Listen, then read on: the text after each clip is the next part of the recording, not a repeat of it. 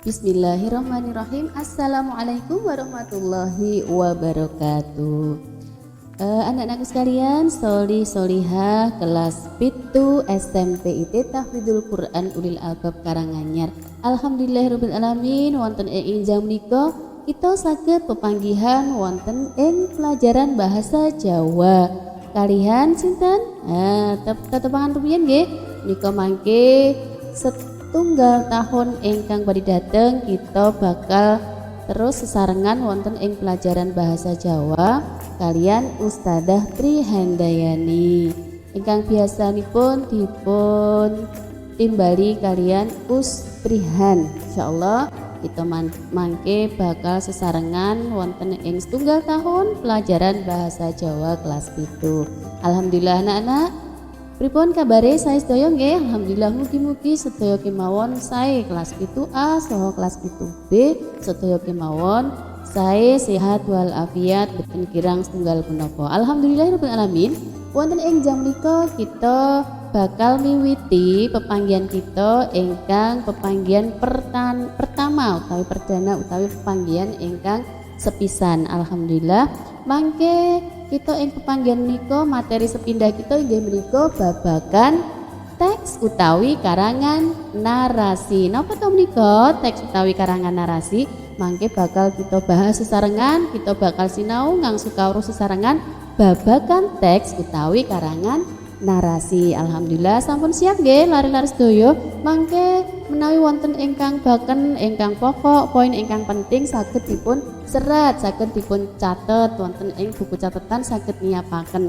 Menawi mangke wonten ing setunggal napa kalih pertanyaan utawi pitakenan mangke saged WA utawi saged komunikasi kalian Ustrihan. Ngaten nggih lari-lari sedaya. Alhamdulillah monggo sedaya sampun siap. Pramila kita awali sesarengan pertemuan kita wonten ing jam menika kanthi waosan basmalah sareng-sareng. Bismillahirrahmanirrahim.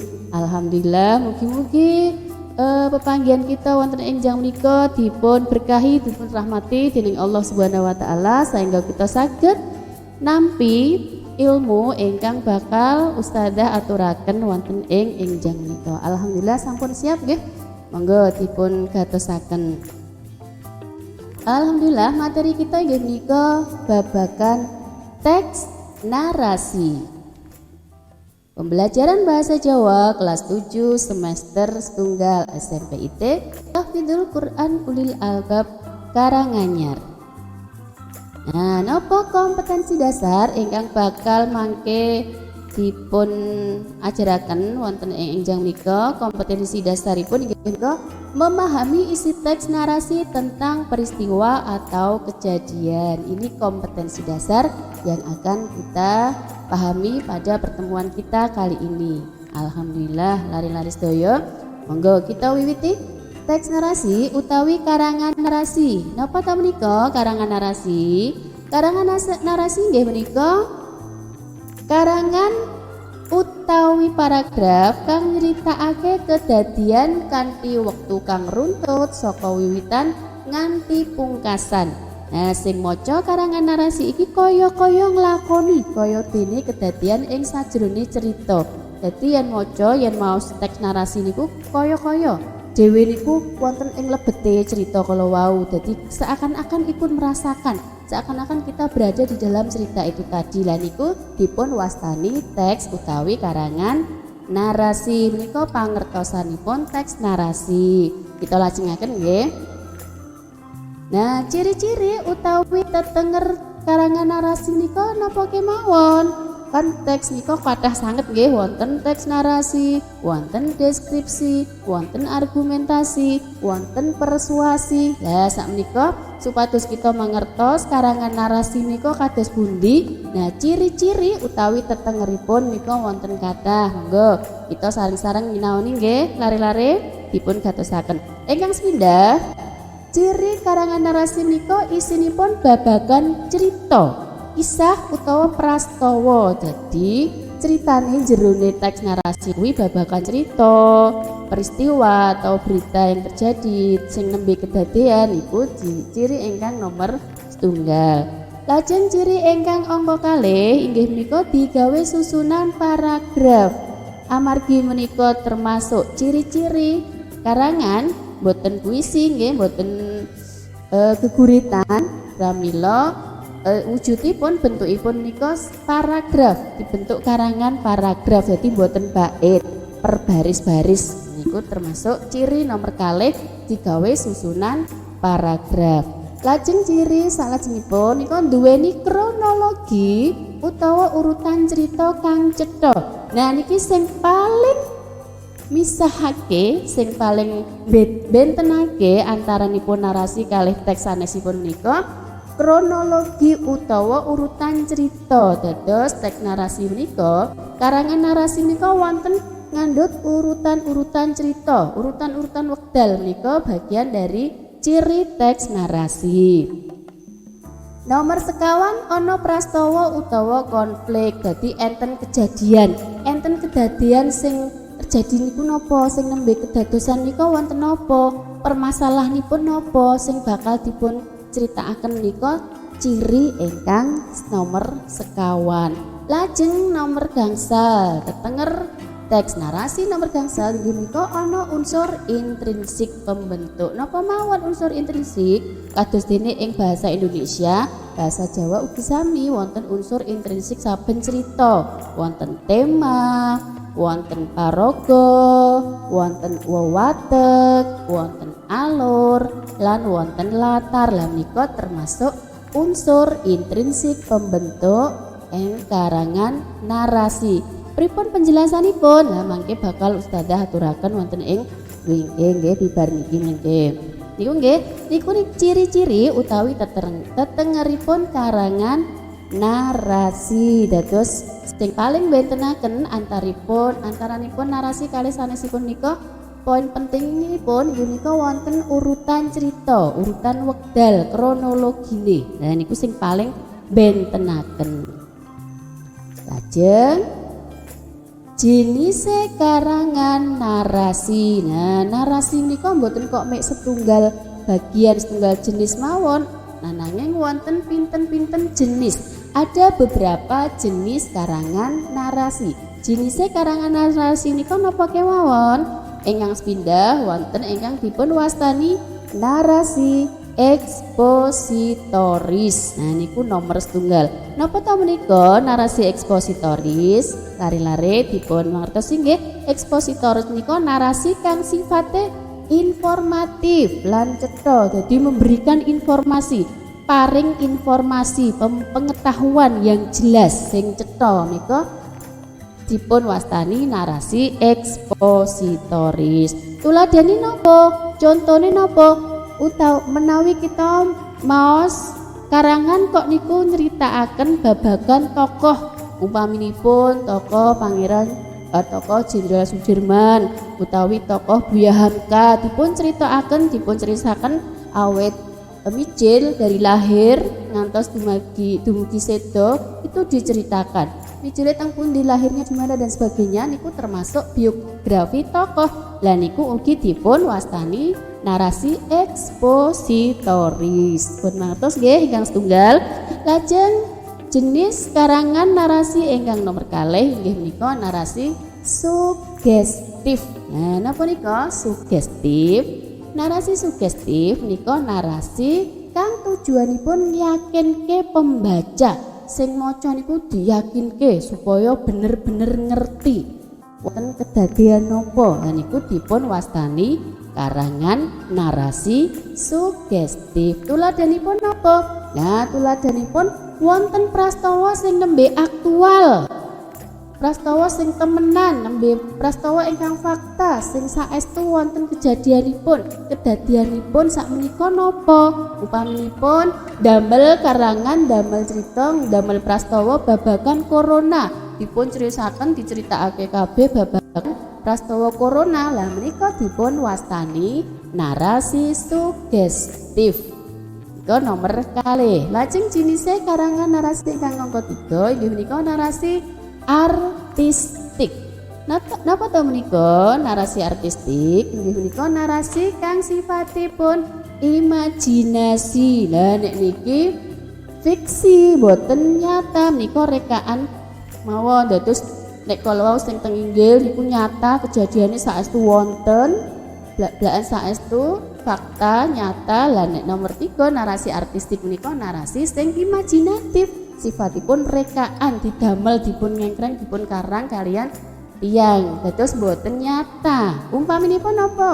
Tuladanipun wonten cerkak utawi cerita cekak, novel, terus cerita rakyat. Lah menika dipun wastani narasi artistik dados ning imajinasi utawi rekaan ingkang kemawon supados mungkin sing maos tertarik niku ugi narasi. Nah ini narasi artistik. Nah niku wau 3 jenis narasi nggih. Napa dipun wangsuli malih? Narasi ekspositoris, narasi sugestif, lan nomor 3 narasi artistik. Ngeten nggih lari-lari sedaya sampun paham nggih babagan jenisipun. Lajeng kita bakal nglanjutaken teks narasi babagan prastawa peristiwa. Napa menika prastawa napa kelebet teks narasi? Inggih, prastawa peristiwa kejadian kadadean menika termasuk inggih dipun wastani teks narasi. Nah, kok kalebet teks narasi sugestif nika dados prastawa nika saged kalebet teks narasi sugestif ingkang nglaporaken kadadean prastawa ingkang nembe kadadean aktual. Yang nembe kedadosan sak menika napa dipun laporaken nika masuk teks narasi sugestif. Dados prastawa menika termasuk ugi teks narasi. Ngeten nggih.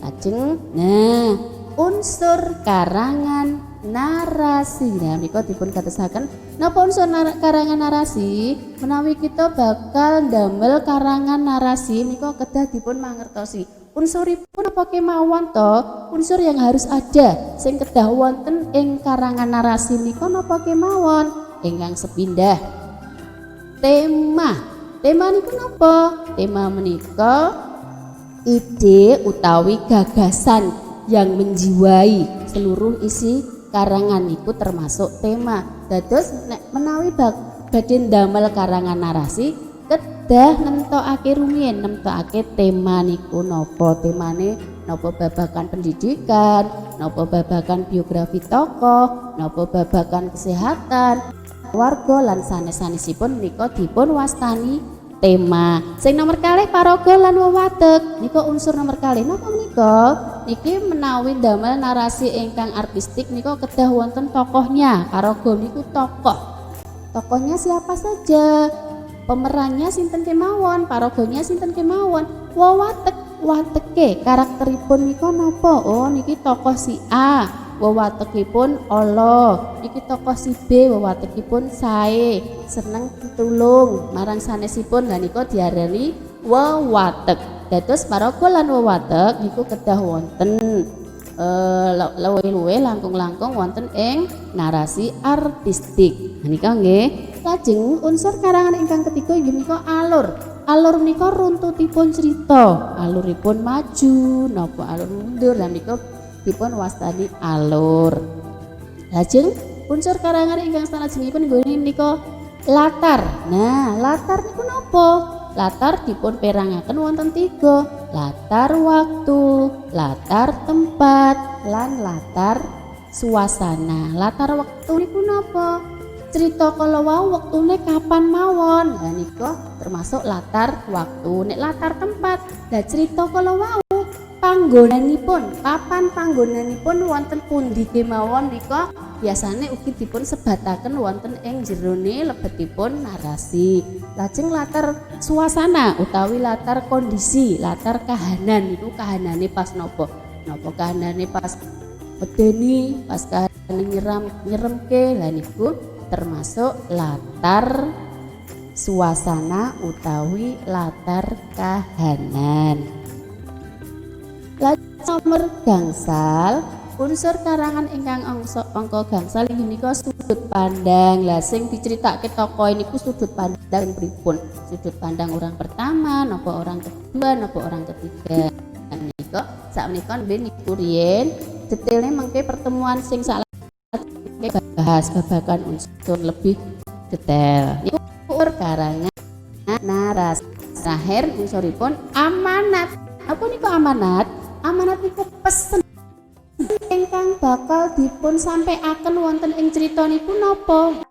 Wonten pesene, amanate kebaikan sing saged dipun pendet, amanat kesayangan sing bakal saged kita pendet oleh pembaca niku napa niku amanat. Nah niku 6 unsur niku kedah wonten ing unsur karangan narasi. Ngeten nggih lari-lari sedaya sakmenika pertemuan sepindah niku dipun pahami rumiyin. Mangke salajengipun saged dipun bahas melih kanthi detail.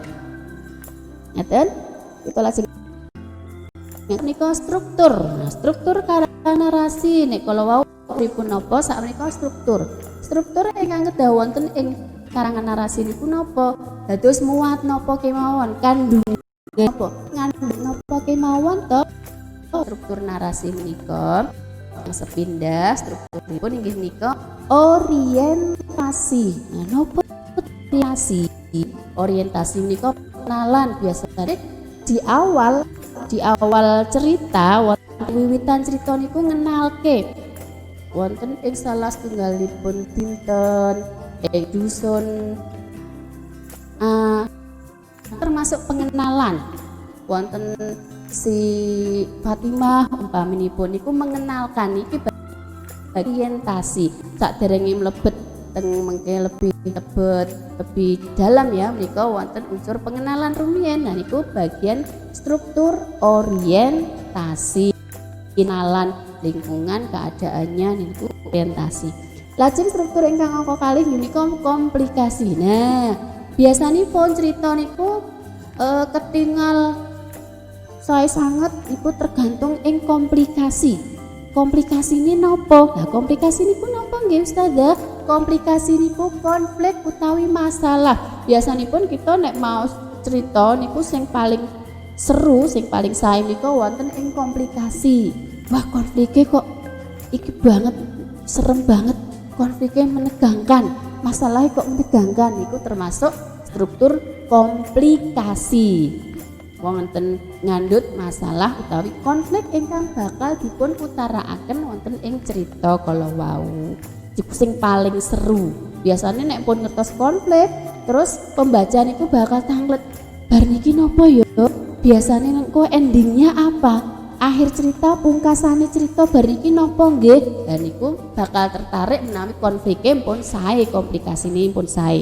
Nah niki nomor 3 sing ditenggo-tenggo resolusi. Napa nika baru wonten resolusi baru wonten konflik utawi masalah sing ditampilaken teng karangan narasi, iko lajeng wonten pemecahan masalah. Nah endingnya kalau bahasa Indonesia ada istilah di happy ending atau sad ending. Jadi bahasa Inggris maaf ya.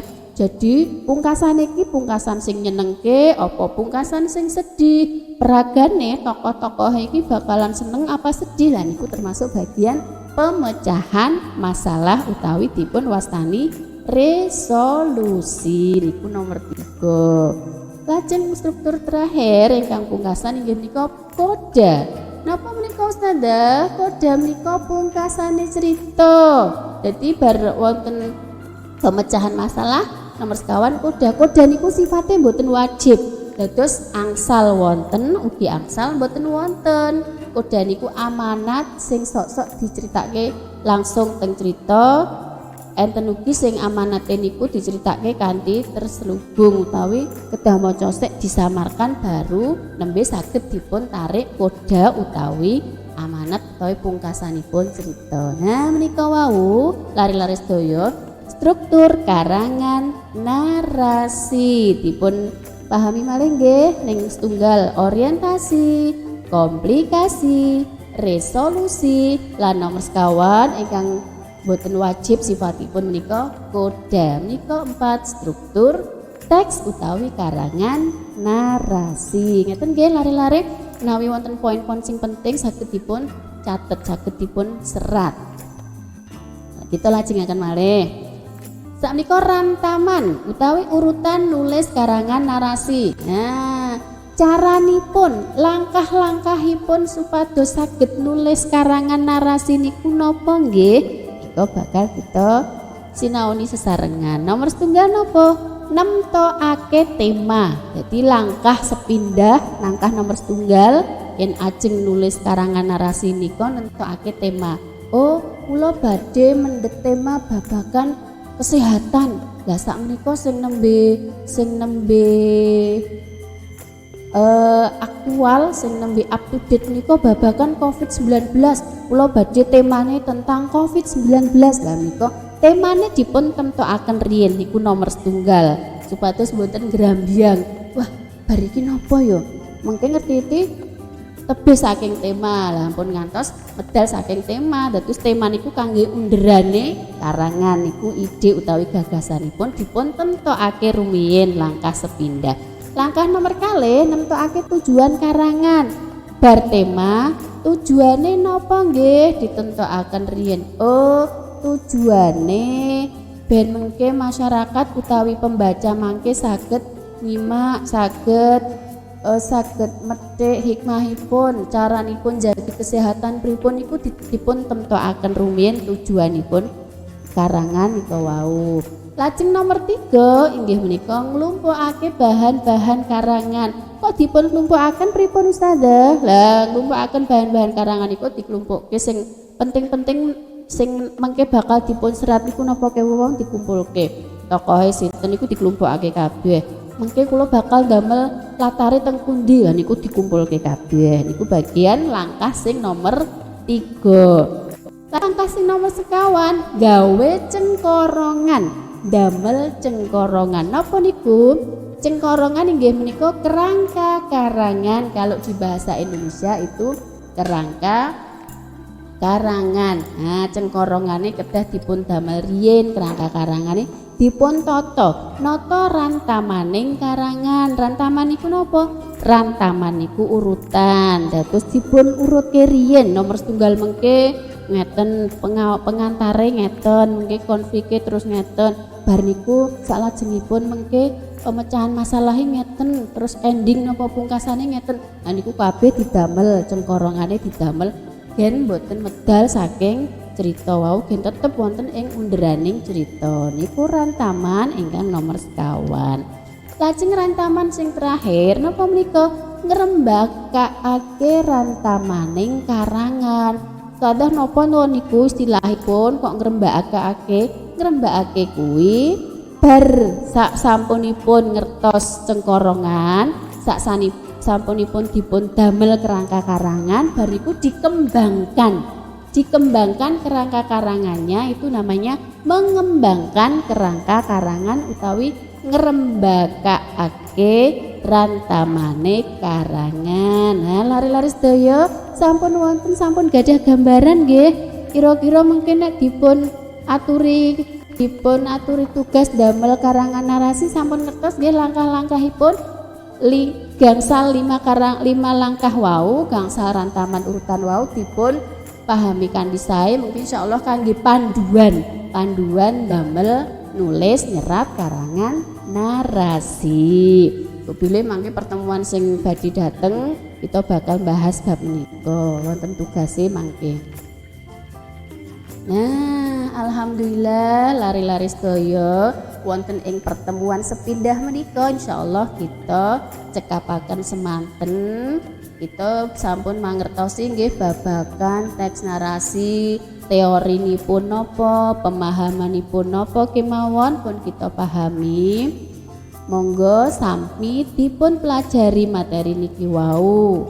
Terus kita mangke bakal pepanggihan malih wonten ing pertemuan ingkang badhe dateng kanthi pembahasan karangan narasi ingkang langkung detail. Nanging langkung napa menika detail lan ngantos dumugi gladen. Gladen niku napa? Ngantos dumugi soal-soal utawi pitakenan saking ustadzah mangke lari-lari saged mangsuli pitakenan kala wau.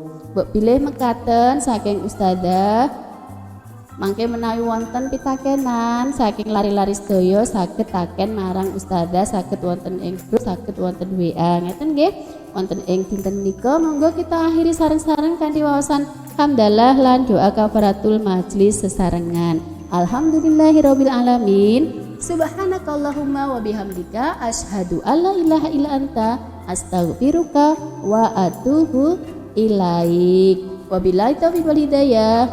Wassalamualaikum warahmatullahi wabarakatuh.